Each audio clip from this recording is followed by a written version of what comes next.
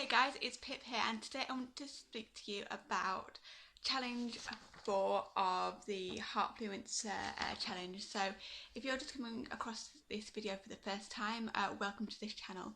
This channel is all about personal development, and for those of you who have been following, you know that I'm part of a personal development course with international speaker and well-known Amazon author of Follow Your Heart and Take Action, Tim Han, who is doing a 6-week course about removing limiting beliefs. Now, I've taken part in this course. I watched one of Tim's webinars one Saturday over a week ago now, and I decided to join because I have got a lot of limiting beliefs, a lot of horrible things that I believe about myself, and I had to remove them. I promised myself 2020 would be my year. No more kind of pain or difficulties that I've had in the past 5 years, you know, because all of our lives are how we perceive them. Our reality is just our perception. So we've been set a challenge every single day. Here they are, and there is a challenge for every one of the 6 weeks, I believe. So today is challenge 4. So we've got to do a Facebook live stream in the LMA Facebook group, the Life Mastery Academy Facebook group, for just 5 minutes and answer the following 3 questions. Here they are, put me on the spot. So number 1, what limiting beliefs from the past is my future self free of that my current self believes are true? You know, we did this limiting beliefs exercise, and it was very interesting because I believe some pretty horrible things that were making me really upset. 3 major beliefs that I had were, number 1, the one that was actually the most upsetting was I had this belief that I believe that I'm not a very pretty girl, and that doesn't actually bother me too much, but what was bothering me about that is that number 1, I think I actually look okay now. You know, I don't look horrifically, you know, disfigured or whatever, and even if I did, who cares? It's all about your personality. But because of that, I had this belief that because I wasn't what I thought was very pretty, because I didn't have, you know, I don't have flawless skin, or you know, I'm not kind of some kind of 6-foot blonde bombshell with, you know, the best amazing job and who knows all the answers and has a fabulous career and is always positive and happy. I would never find someone, or really find someone that I could be in a relationship with, basically, that would even bother to kind of consider me, or even, you know, I just wasn't an option because I just don't fit the criteria that I perceived people were looking for, really. And that was actually a really upsetting thought that I had. And maybe some of you actually resonate with this, and if this is opening your eyes, then great. I really, really hope it is, because I realised that this wasn't true. You know, it's funny, like, I think about my best friend. So my best friend she's really skinny. I mean, you know, she is a vegetarian, bless her, and she's genetically slim as well.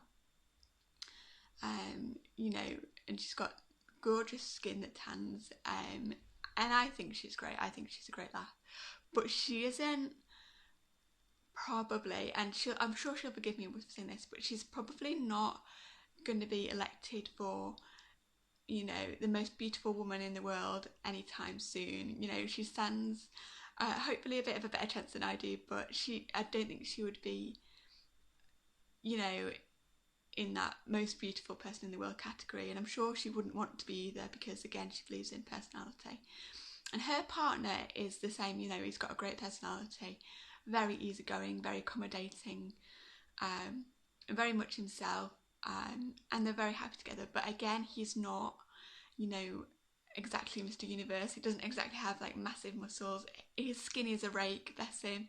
He's got this ginger hair, and he wears glasses, and he's tall and skinny, and you know, as I say, he's not Mr. Universe, if you like. And I just think that when I looked at that and I looked at other people as well, I mean, I've got another friend who's got a boyfriend who is a bit on the chunkier side, I'll be honest with you, and he probably again wouldn't be offended by me saying that. And again, who isn't exactly Mr. Universe, who doesn't have the most amazing career like ever. He's not like Superman.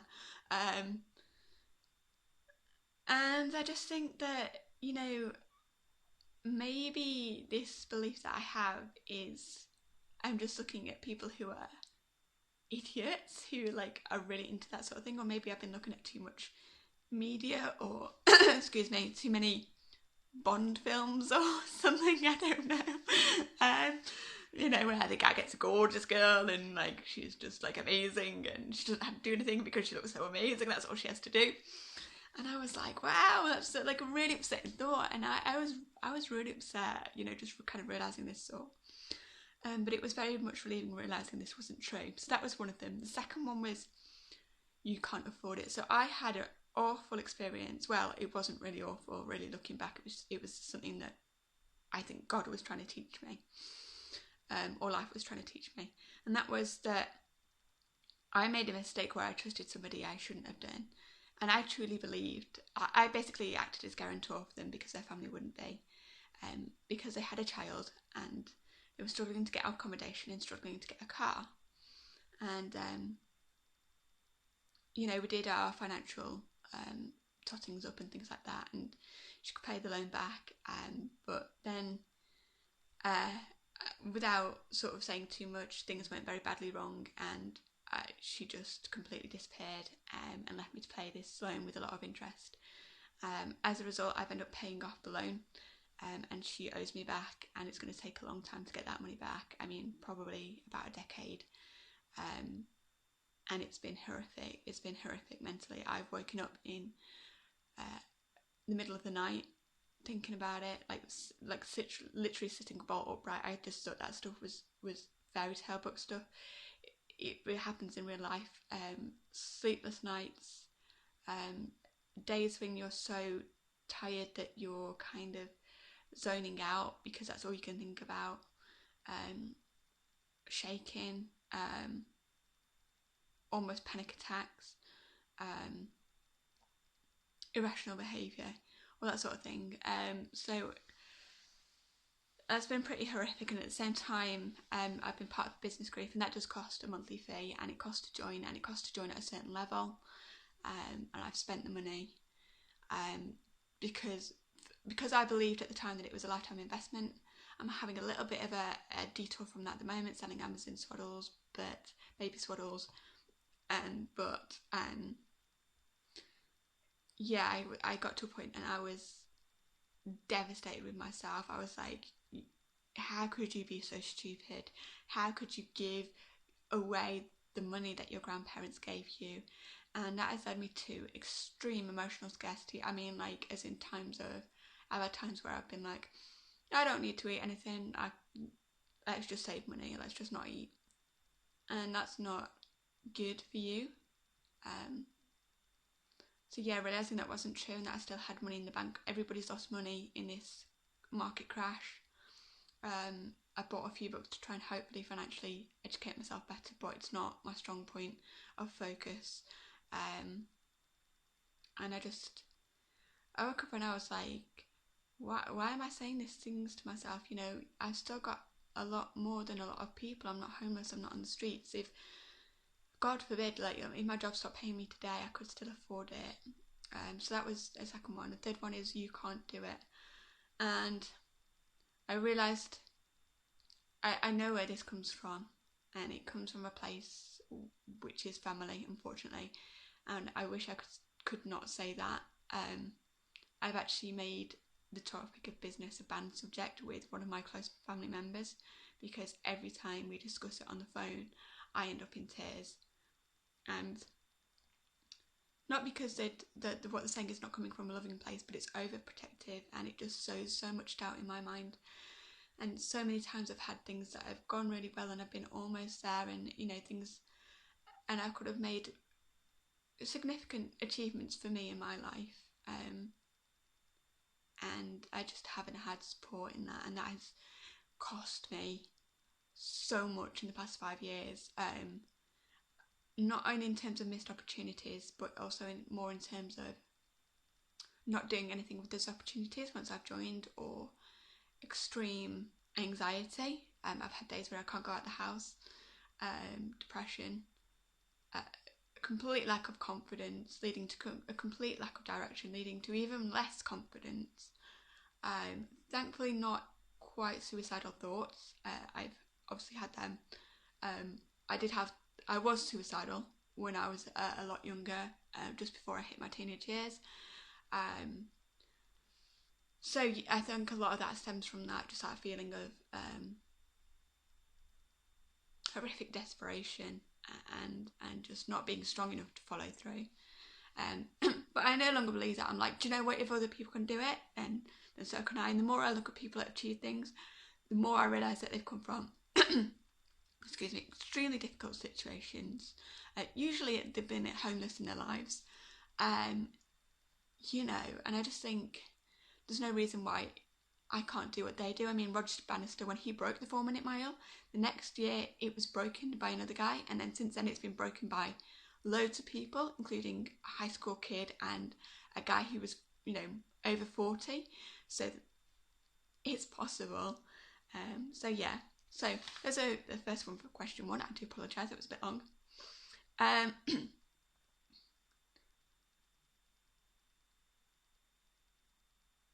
If I no longer, I think I've answered question 2 in those as well. So question 3, what would my life look like if I no longer believed those limiting beliefs were true? A hell of a lot better. I would be definitely more positive. I wouldn't allow anyone to tell me what I could or couldn't do. I've already forgiven myself for the mistakes I have made. I accept I need to put them right. I've accepted I may never get that money back. But I've accepted myself as, do you know what, that is actually setting you up for a point in the future where you're going to be at risk again, but you're going to be aware of it, and it's going to be a lot more at stake than the money you've lost. It's going to be either more money, or it's going to be money and lifestyle, money and security.